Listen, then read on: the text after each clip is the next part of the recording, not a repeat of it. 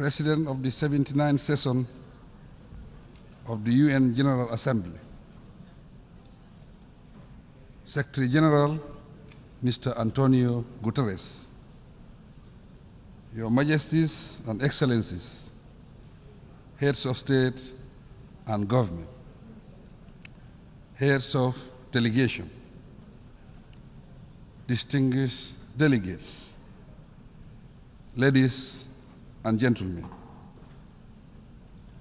It is an honor for the Gambia to participate in the 79th session of the United Nations General Assembly and to engage in meaningful dialogue with global leaders and partners on the vision of shaping a more prosperous future for humankind. Your Excellency, Mr. President, allow me to express my heartfelt congratulations to you on your assuming the role of President for the 79th session. I similarly wish to register sincere gratitude to His Excellency Ambassador Denis Francis for his exemplary leadership and accomplishments during the 78th session. Mr. President, as we undertake to chart the future we envision,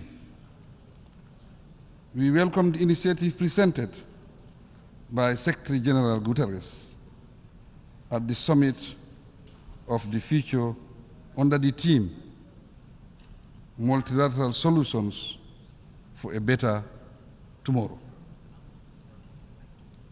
My delegation firmly believes that the path to a better tomorrow lies in multilateralism and closer international cooperation. Through our collective responsibility and inclusive participation, we can decisively confront and overcome our challenges and bottlenecks. The high-level summit of the future has determined that human actions are largely responsible for the challenges we face today. Therefore, it is within our power to ably address the disasters that continuously trouble our nations. To succeed, however, the international community must recommit to implementing the resolutions of the Summit of the Future to tackle such critical global challenges as climate change, poverty, transitional crimes, and conflict. These incidents underscore the urgent need for comprehensive reforms within the United Nations system, particularly the UN Security Council and the international financial institutions. We must equally strive for a more representative, just and inclusive United Nations to shape the world we so dearly want. Mr. President, the Gambia's perspective on the theme leaving no one behind, acting together for the advancement of peace, sustainable development, and human dignity for present and future generations, aligns closely with the principles and aspirations of Agenda 2030 for sustainable development. In accordance with the principles of the United Nations Charter, the theme serves as a crucial reminder to the international community of the need for solidarity and renewed commitment. With specific reference to the Gambia, the framework of the Sustainable Development Goals, SDGs, is central to our national agenda. And we are committed to ensuring that our development efforts are both sustainable and impactful. Like many least developed countries, LDCs, the Gambia faces huge challenges that pose serious threats to our survival as a nation, hence requiring collective international efforts to resolve. Consequently, the global community needs to assist the least developed countries, especially to address the burden of inequality, build more robust economies, and create policy space for economic growth.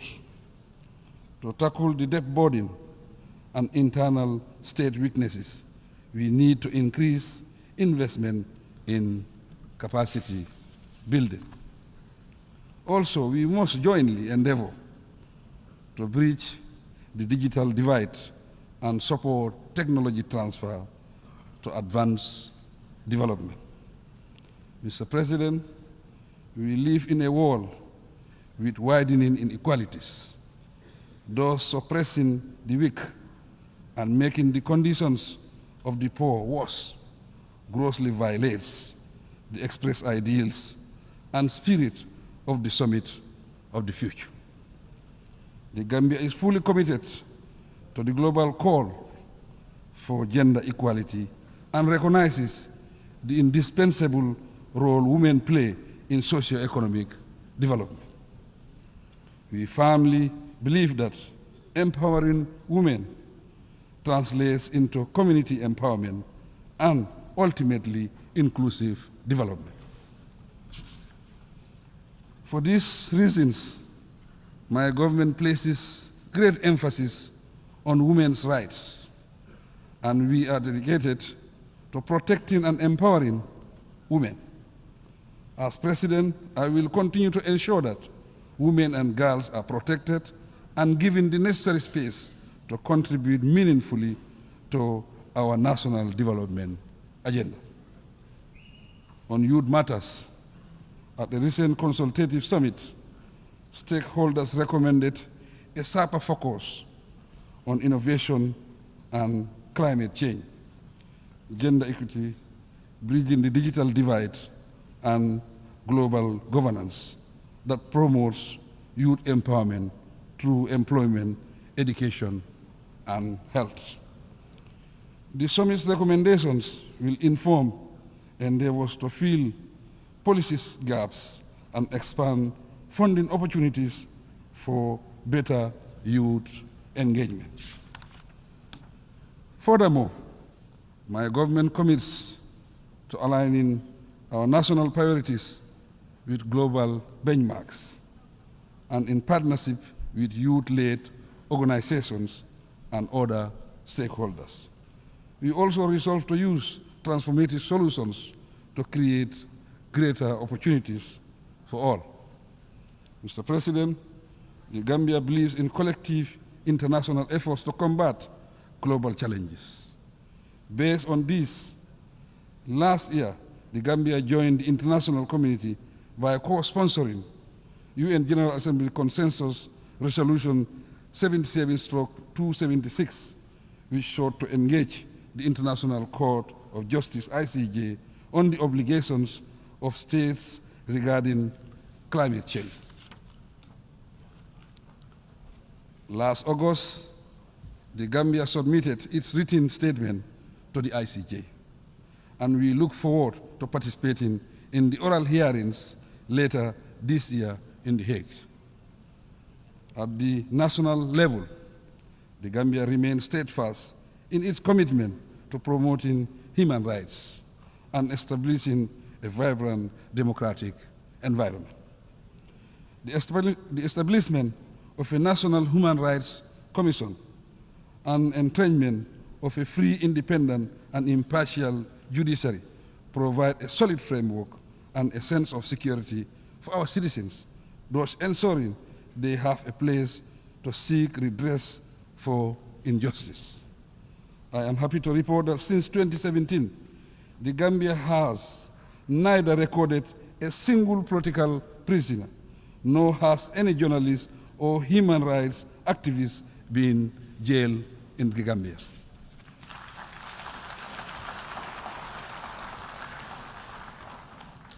Proudly too, in August 2024, the Gambia was recognized as one of Africa's leading defenders of freedom of expression and ranked third in Article 19's Global Expression Report 2024. We will continue striving to better our situation. Mr. President, as committed advocates of peace and security, respect for basic rights and freedoms, and the application of international law, we stand firmly against injustice, no matter where it occurs. No doubt, as a nation of peace, guided by democratic principles, we have learned valuable lessons to act upon and share. With the help of the international community, we are steadily taking steps to bring closure to the saga of the victims of dictatorship in our country. So far, we have successfully managed the transitional justice and reform processes. Moving forward, we count on your support in the next critical stages of ensuring justice, reconciliation, reparation where necessary.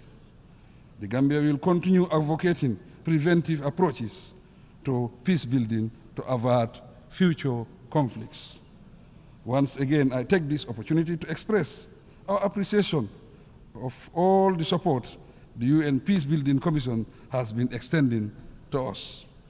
Mr. President, the ongoing conflicts in Palestine, Sudan, the Sahel, Ukraine and Russia, the Democratic Republic of Congo, Libya, and other conflict zones demand the international community's immediate intervention. We must explore all diplomatic means to restore lasting peace worldwide and free all innocent people, particularly women and children, from the calamities of war. We call on the international community to prioritize support for the post-conflict reconstruction of Gaza and the improvement of economic conditions in the West Bank, even though the situation in that region is extremely serious. The intense destruction of lives and property continues. The Israel occupation, expansion of settlements, blockade of Gaza, and restrictions in the West Bank, together with the threat of intensifying the war to a regional conflict, continue to worsen the ongoing tensions in the Middle East. Accordingly, I call on the United Nations, the international community, and the Organization of Islamic Cooperation, OIC member states, to join forces and urgently bring about permanent peace in Palestine. Through recognized structures, I am, as chair of the OIC, committed to stepping up efforts and exploring every possible diplomatic and peaceful channel to resolve the Middle East crisis. The OIC has been very active, and under my leadership will continue to promote and pursue peace in that region. Our common objective is to create a situation wherein Israel and Palestine coexist in peace and security under a two-state arrangement and within the recognized pre-1967 borders. With the sustained support of the OIC, the Gambia has stood as a beacon of hope for the oppressed Rohingya Muslims of Myanmar. Despite relentless efforts over the past 5 years, the oppressive regime of Myanmar has intensified its oppressive campaign through forced exile and unspeakable acts of violence. During my current 3-year tenure as OIC chairman, my office will be available also for dialogue to bring lasting peaceful relations between Iran, its immediate neighbors, and our Western partners. Globally, we have the collective responsibility of acting speedily to peacefully address the situation in Palestine, Sudan, Ukraine, and the Sahel region, Mr. President. We commend the efforts of the Kingdom of Morocco and the viability of the Moroccan Autonomy Initiative.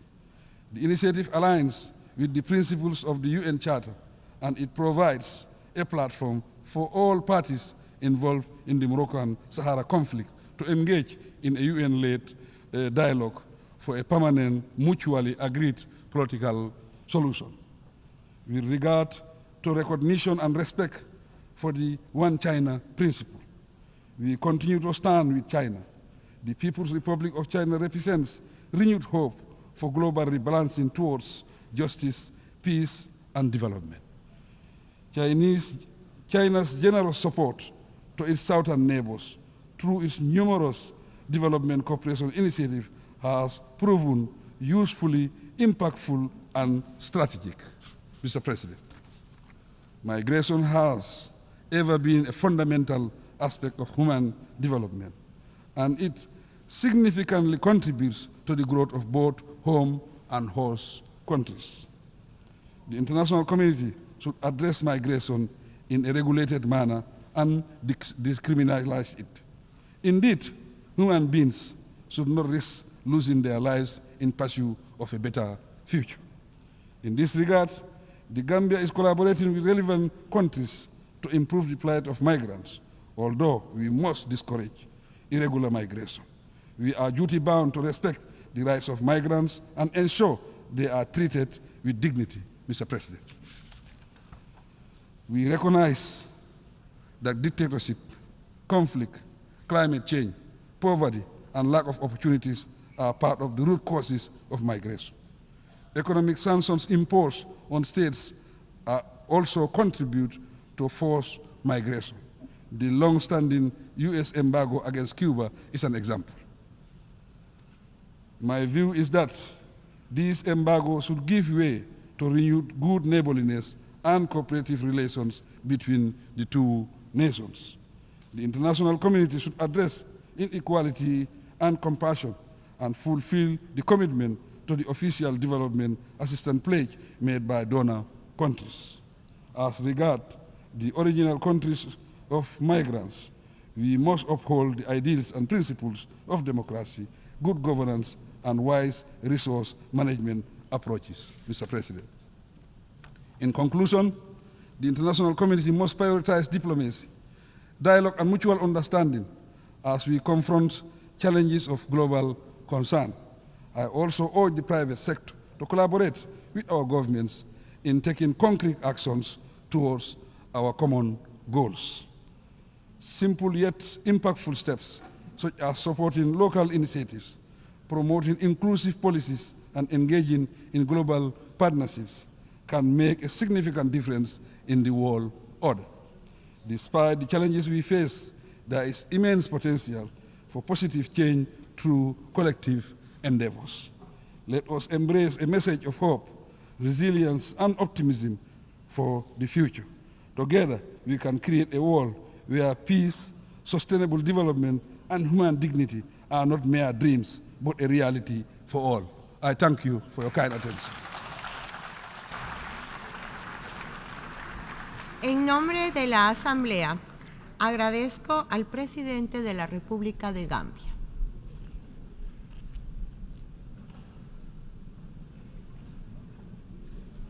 La Asamblea escuchará ahora un discurso del excelentísimo señor Edgar Leblanc Fils, presidente del Consejo Presidencial de la Transición de la República de Haití. Pido a protocolo que acompañe a su excelencia, a quien invito a dirigirse a la Asamblea.